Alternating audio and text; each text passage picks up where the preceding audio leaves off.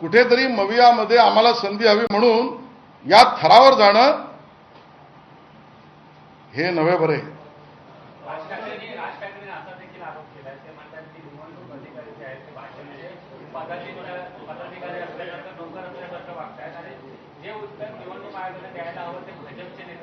मी सुरुवातीलाच म्हटलं की आम्ही निवडणूक आयोगाच्या वतीने उत्तर देत नाहीत, पण निवडणूक आयोग आणि निवडणुकीतली मतदार यादी याच्या आड आमच्यावर हल्ला केला, प्रतिहल्लाच करणार, प्रतिहल्ला सडकून करणार.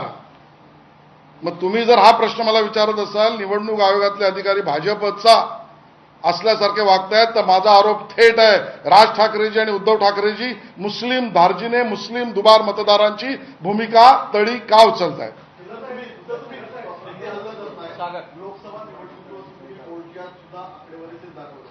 आता स्थानिक स्वराज्य संस्थांची निवडणूक आहे, सांगलीपासून मुंबईपर्यंत तुम्ही सगळी दुबार नावं वाचली. तुमचा आग्रह निवडणूक आयोगामध्ये जाऊन की दुबार नावं रद्द करून ज्या सुधारित याद्या आहेत त्याच्यावर असणार आहे का? ऑलरेडी केली आम्ही, ही मागणीच केली आहे, आता तुमच्या समोरही करतो. दुबार मतदार आणि त्यातही मुस्लिम दुबार मतदार या विषयामध्ये किंवा सर्वच दुबार मतदार निवडणूक आयोगाला काम करावंच लागेल. त्यांनी नाही केलं तरी प्रचलित पद्धतीत आमचे अधिकार आम्हाला माहिती आहेत.